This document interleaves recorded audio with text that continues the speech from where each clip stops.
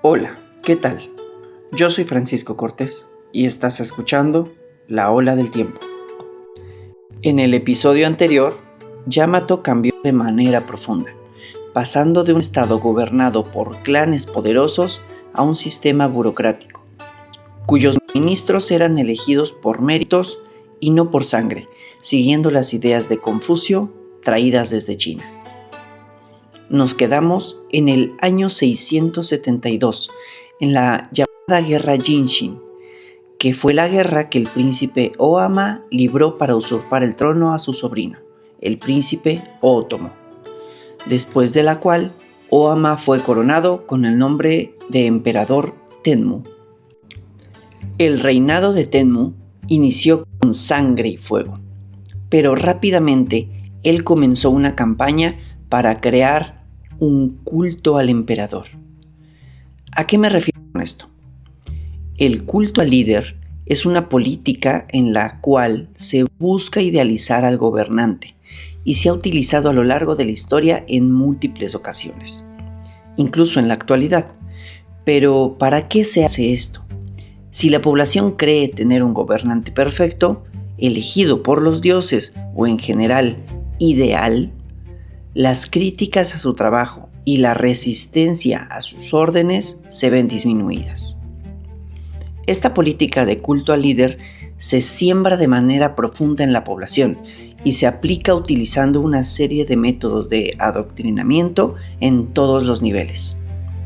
Antes de contarles cómo Tenmu aplicó esto para su gobierno, les contaré acerca de algunos ejemplos históricos que seguramente se les harán más conocidos. Viajemos primero a Roma. Al final de la República, durante el siglo I a.C., un personaje bastante conocido por todos escaló hasta la cima del poder, Julio César, el cual, al llegar al poder, comenzó a ejecutar una política de culto al líder que fue tan eficiente que, aunque nunca fue emperador, todos los emperadores posteriores fueron llamados Césares. Incluso en la actualidad la palabra es un símbolo de poder y estatus. Consiguió esto al hacerse popular por sus exitosas campañas militares. Cuando finalmente tomó el control del gobierno, construyó obras públicas monumentales, organizó juegos como nunca se habían visto en Roma, y con esto ganó una popularidad enorme entre la población llana, siendo él siempre, a ojos públicos, la fuente de toda esta bonanza. Este trabajo finalmente fue terminado por su sobrino nieto e hijo adoptivo, Octaviano, el cual tomó para sí el nombre de César Augusto en memoria de Julio César y agregando la palabra Augusto, que significa elegido por los dioses. Con esto, la figura del emperador se confundía con la de un dios. Esta será una constante, como veremos en los siguientes casos. Ahora viajemos a Francia. En el siglo XVII, el rey Luis XIV, también conocido como el Rey Sol, llevó el culto al líder a un nuevo nivel, sembrándolo en un ornamentado sistema de rituales alrededor de su persona. Construyó el famoso Palacio de Versalles y llevó allí a toda la corte. Si querías ser alguien en Francia, debías acercarte al rey, y si querías acercarte al rey, debías estar en Versalles. En ese lugar nadie pasaba un segundo ignorando su existencia, y cada minuto del día estaba dedicado al culto al rey. Incluso el despertar, levantarse y vestirse por la mañana estaban delicadamente coreografiados para que algunos nobles privilegiados y elegidos pasaran las vestiduras o ayudaran al rey a abotonarse. Todo esto generó una ideología de que todo pasaba por y gracias al rey de Francia. Viajemos ahora a Alemania, al periodo entre guerras, en el siglo XX. Adolf Hitler llevó al extremo el culto al líder, colocándose a sí mismo como la cabeza de un movimiento ideológico que utilizó a los judíos como chivos expiatorios de todo lo que pudiera estar mal en Alemania, generando con ello la excusa eterna realmente no soy yo, fue el enemigo de nuestra nación, que en ese caso fueron los judíos, pero que en varios escenarios históricos donde se ha fomentado y creado el culto al líder, puede cambiar de cara, puede cambiar de nombre. La creación de un enemigo público es una de las estrategias de adoctrinamiento más comunes al implementar una política de culto al líder. Finalmente, viajemos a Corea del Norte. Durante la década de los 50, Kim Il-sung creó el culto al líder que parece ser el más exitoso de toda la historia, pues sembró en la población norcoreana un fervor tan profundo que incluso a día de hoy, 2 generaciones después, su nieto Kim Jong-un sigue gozando de un pueblo que lo idolatra como si fuera un dios. Dejando de lado el juicio de si fueron líderes buenos o malos, todos estos ejemplos nos muestran cierto patrón. La persona gobernante es idealizada y mitificada. Un organismo gubernamental que institucionaliza el culto, la ritualización por medio de protocolos de conducta alrededor del líder, persecución a los críticos o al menos rechazo colectivo a estos, y una fusión ideológica entre la figura del líder, el Estado mismo e incluso Dios, o los dioses. No había una Roma sin el César, no había Francia sin Luis, no había Alemania sin Hitler, no hay Corea del Norte sin los Kim, y como veremos, no existía Yamato sin el emperador Tenmu. Teniendo todo esto en cuenta, ahora sí, hablemos de cómo Tenmu implementó este culto al líder en Yamato. ¿Recuerdan a la diosa Amaterasu?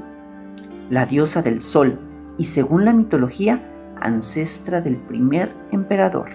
Bueno, aunque hay evidencia de que la familia imperial se relacionaba con la diosa desde hacía algunos años, Tenmu llevó esta relación al extremo, colocando esa herencia divina como un eje central de su poder.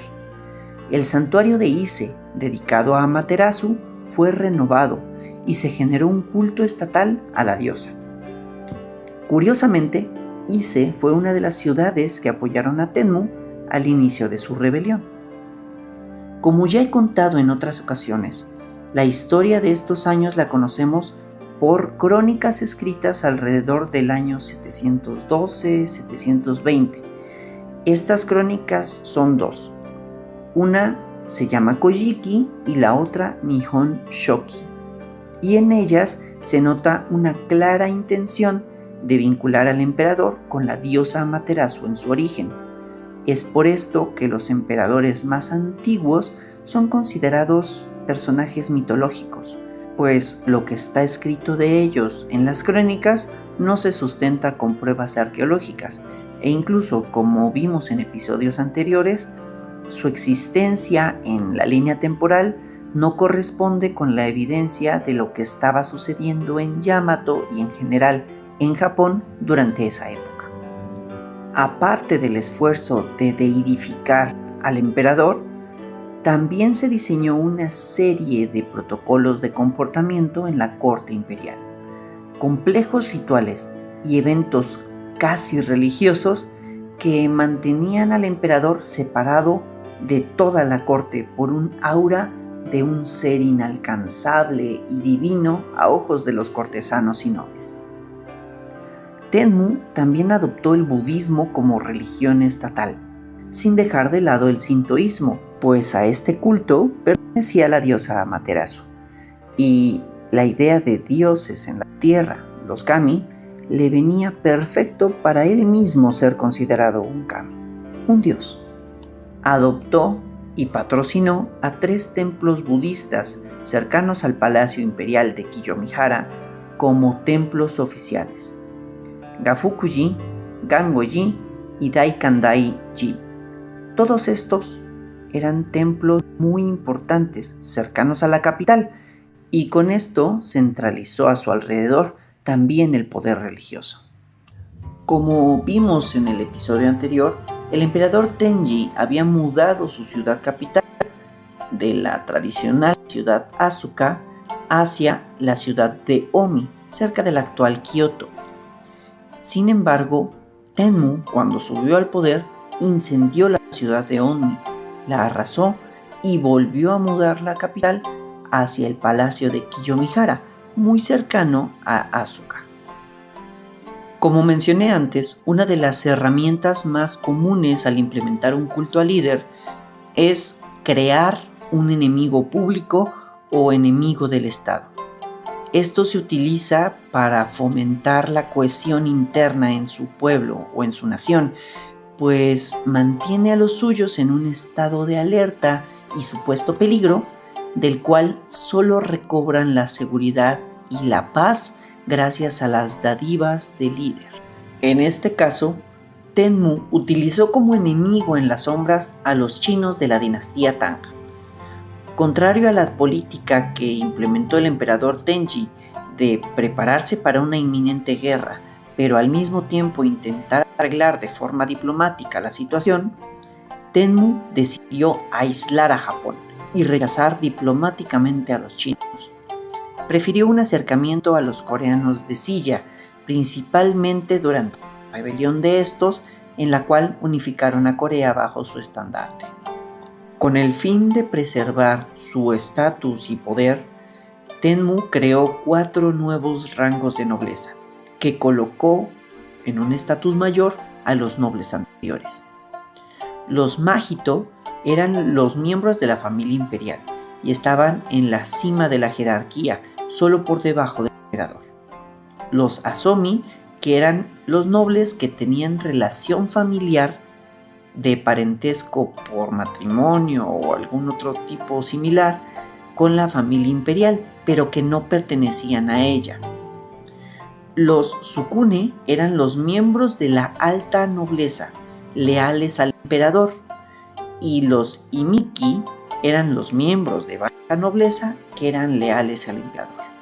Todos estos 4 rangos se colocaron por encima de los nobles comunes. Podía haber nobleza alta que no fuera leal al emperador o no fuera considerada leal al emperador y estarían por debajo en jerarquía de los Imiki, que eran de la baja nobleza. Tenmu utilizó estos 4 nuevos niveles de jerarquía para premiar a aquellos que lo favorecían, de manera similar a lo que hizo Luis XIV en Versalles, con la intención de reunir a estos nuevos nobles y mantenerlos bajo control. El emperador Tenmu construyó el palacio de Kiyomihara, que ya les conté que era su capital, o más bien lo remodeló, pues utilizó palacios que ya existían en el lugar como base para su construcción, pero lo hizo de una manera magnífica. Remodeló los edificios, los reconstruyó e incluso construyó nuevas zonas, jardines y palacios muy ornamentados. Todo esto con el fin de mostrar la magnificencia de su gobierno y su poder. Aparte del palacio de Kiyomihara, Tenmu comenzó los planes para construir una ciudad imperial completamente planificada al estilo chino, para que ésta sirviera como su nueva capital. Y en el año 676 comenzaron a trazarse las primeras cuadrículas de lo que después sería llamado Fujiwara-kyo, cerca de la actual Kashihara. Pero el emperador murió en el año 686 sin verla terminada. También, como ya les había contado en el episodio anterior, Tenmu comenzó su reinado sentenciando a los que habían sido partidarios de su sobrino en la guerra de Jinshin. Pero sus persecuciones a detractores no terminaron ahí. Durante todo su gobierno, la oposición era severamente castigada y considerada una traición.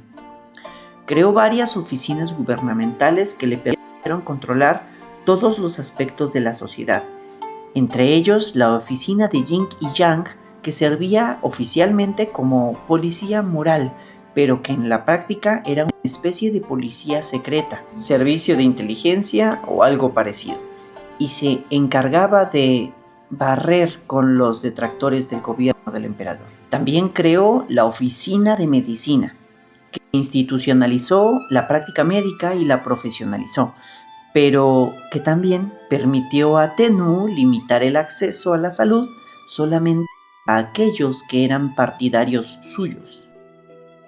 Tenmu tuvo 10 consortes, 4 de las cuales eran hijas del emperador Tenji, su hermano mayor.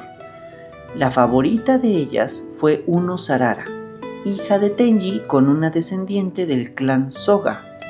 Tuvo 17 hijos en total, 10 varones y 7 mujeres, y en el año 679 los reunió a todos para hacerles jurar que no pelearían por la sucesión. Hacia el año 680, Uno Sarara se había convertido en una figura política importante y era la principal consejera del emperador, aparte de su esposa. En el año 681 se promulgó un nuevo código legal y se nombró sucesor al hijo de Uno Sarara, el príncipe Kusakabe, otorgándole también plenos poderes reales. Esto provocó que por primera vez en mucho tiempo la sucesión pareciera definida y se esperaba que fuera pacífica. Pero lamentablemente estamos en Yamato y el drama no se hace esperar. En el año 683, Tenmu decidió nombrar a un segundo heredero, el príncipe Otsu, el cual era hijo de Tenmu con una hermana de padre y madre de Uno Sarara. No se sabe por qué decidió nombrar a 2 herederos. Esto creó una situación bastante tensa, pues el poder del gobierno estuvo dividido entre el emperador, los 2 sucesores y la esposa principal Uno Sarara en los últimos años del reinado de Tenmu, el cual finalmente murió en el año 686, a la edad de 56 años. El último gran acto de culto al líder que fomentó Tenmu fue justamente su muerte, pues se terminó un periodo de luto estatal absurdamente largo, que en total, después de varias extensiones, duró 27 meses, durante los cuales el trono quedó vacío, pero el poder estaba en manos de Uno Sarara y los 2 sucesores de manera conjunta. Pero, ¿quién subiría al trono? La madre del príncipe Otsu había muerto años antes de que Tenmu siquiera ascendiera al trono, por lo que él quedó atrapado en un estado vulnerable dentro de la corte a la muerte de su padre. La mayoría de los nobles apoyaban a Uno Sarara y a su hijo, el príncipe Kusakabe.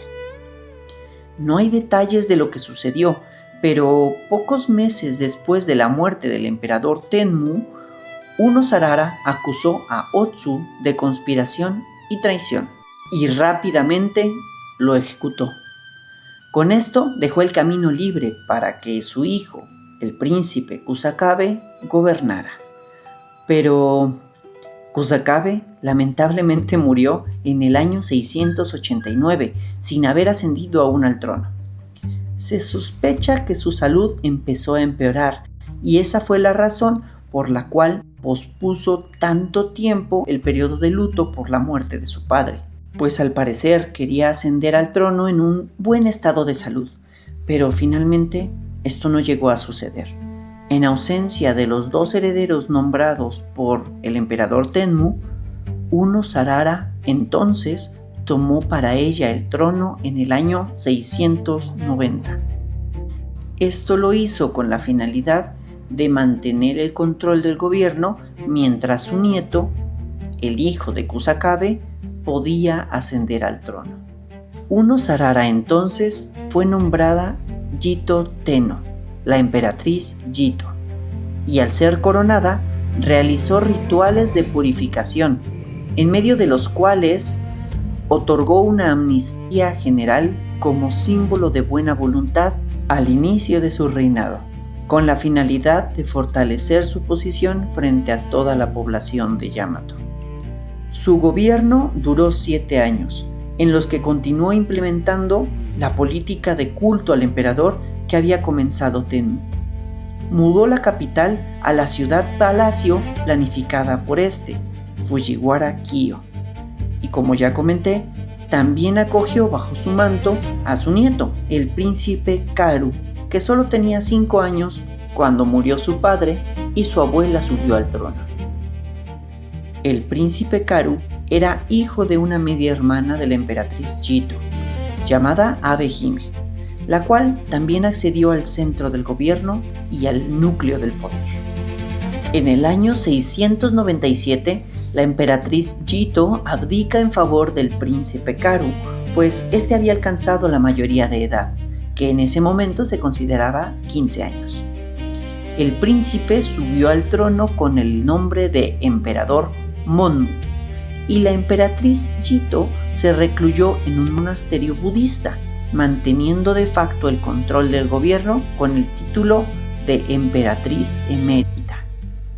Como veremos en episodios posteriores, la figura del emperador retirado y recluido en un monasterio, pero que mantenía el poder, se volverá una constante en los próximos años.